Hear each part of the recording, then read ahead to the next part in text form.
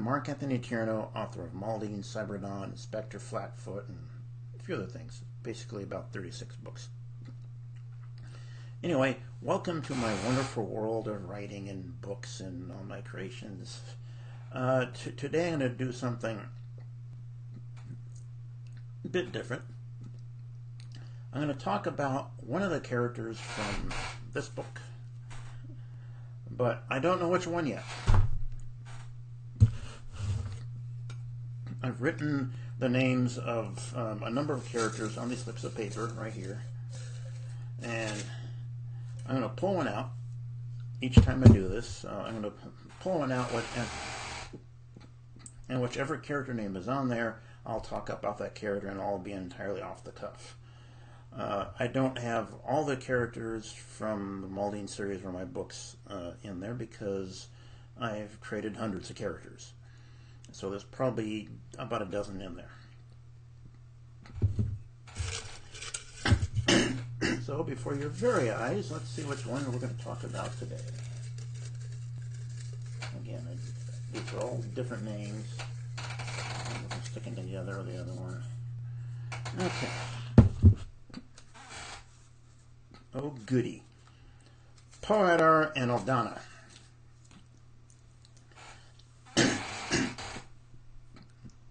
Of all the ones I could have pulled out, they're the funnest. So, old Poe's been around for a bit. In days gone by, I used to adventure with the king and his crowd, and sort of buddy-buddy with him.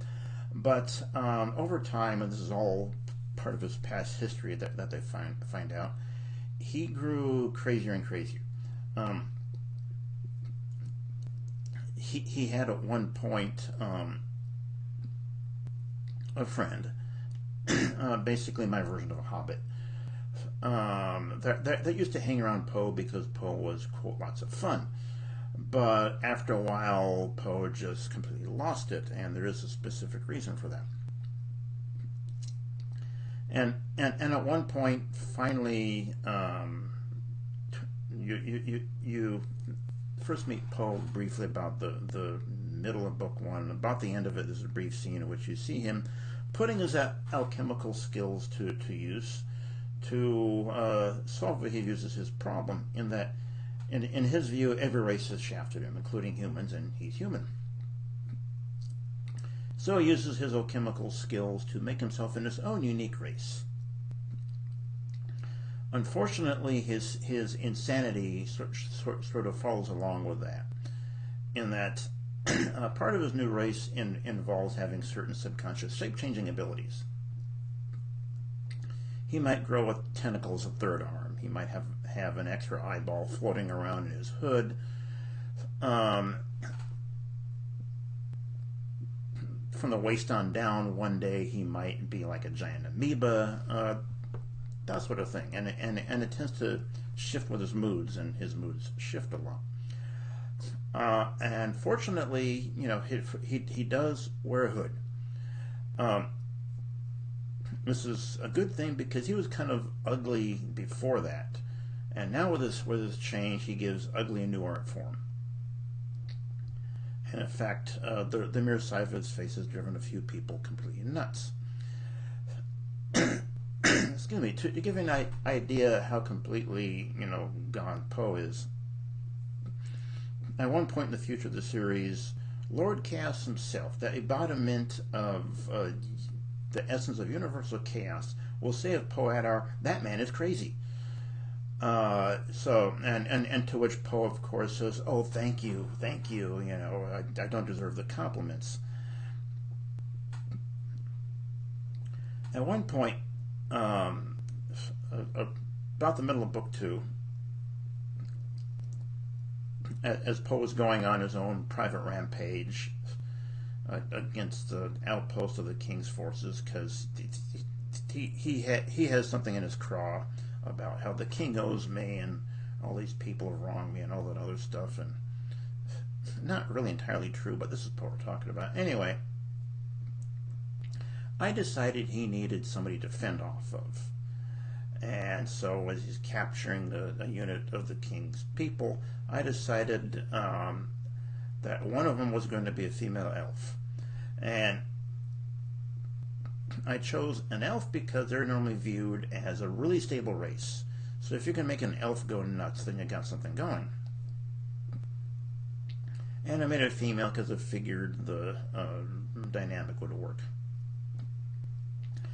So he captures a young lady by the name of Lieutenant Eldana.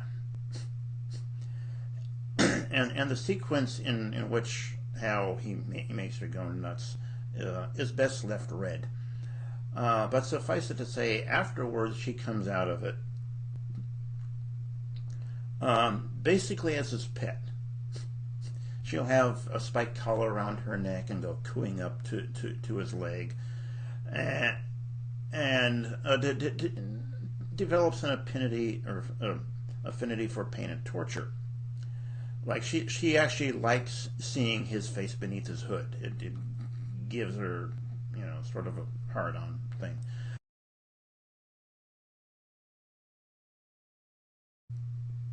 But there's something else that Poe ends up doing to her as well. You see, one of Poe's secrets, and this is a bit of a spoiler, is about in the middle of book 2 you find out that what Poe had done for that original group ages ago was he developed a potion, one that would confer virtual immortality. And he took it, gave it to a few of his friends, the other characters, and so on. But the potion had a slight side effect, in that it would take whatever main personality trait that the character that took it has, and sort of expand upon it and make it indelible. In the case of one of the characters, Lo, who's basically a paladin, it made him even more virtuous. In the case of Poe, he was crazy. It made him even worse. And it also, aside from just long life, it confers an insane degree of regeneration. He gave this to Eldana. Now, as you can imagine, the immortal part, she's an elf. She's not going to die of old age. So that would be kind of useless, but that's not the reason why he gave it to her. He'd driven her insane, and then gives her a potion that would make that permanent, and also complete off the deep end. Anna also gave her a regeneration that is where a lot of fun comes from. So their dynamic at this point is a bit like the Joker and Harlequin, except they're not nearly as well adjusted as the Joker and Harlequin are. That should give you an idea. For instance, one scene, and by the way, writing those two is sort of like the old thing how they test if pasta's done. You just sling it against the wall. If it sticks, it's done. That's kind of the way how I wrote all their scenes. First idea, run with it.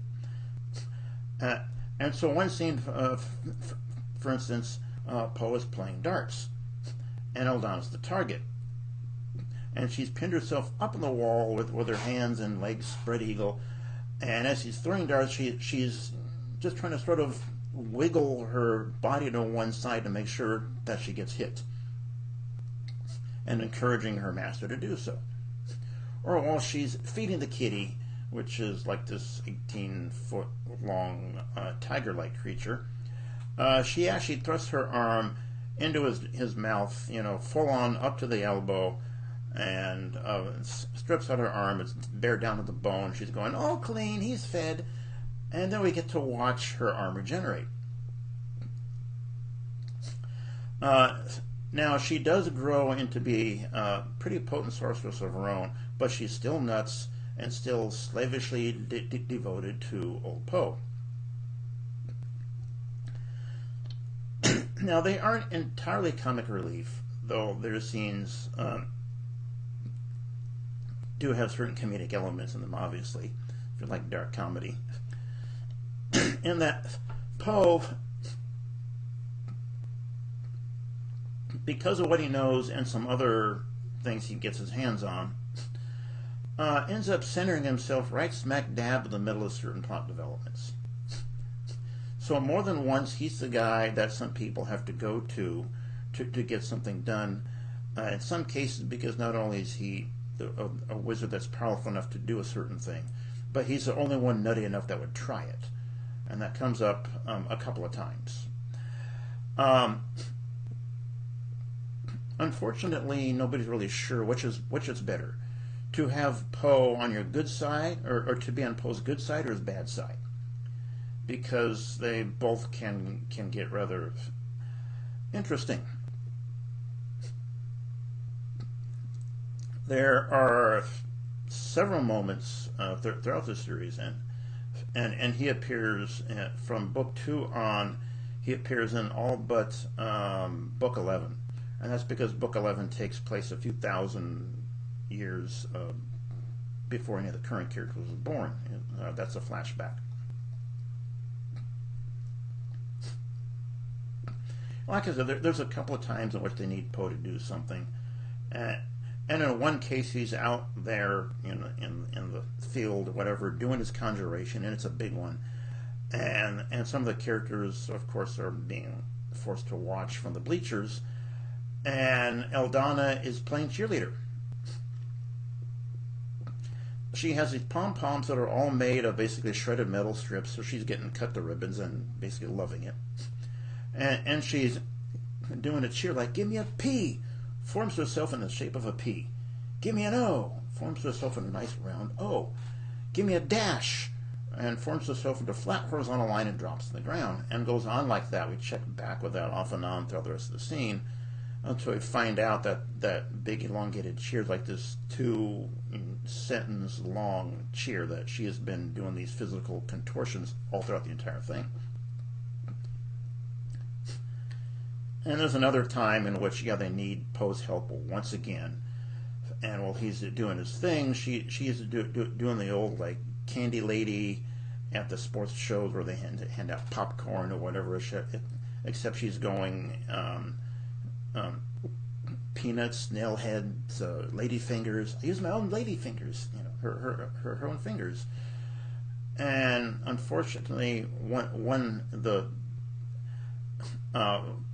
guy picks the peanuts. The other guy that knows better says, no, trust me, this is Poe, the snails are probably safer. That turns out to be right. When I say peanut, say the word real slow, and you'll see where I went with that.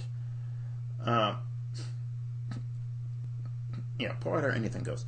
Anyway, so I would call him one of the main secondary characters. The person that's fun to read about, you wouldn't want to visit him, and God forbid if you actually need him. Anyhow, that's all I have to say about Old Poe. Next time we'll break out the Stein once again. See, it's an old Stein. And we'll see which character we'll be talking about then. Until then, this is Mark Anthony Tierno bidding you adieu from my wonderful world of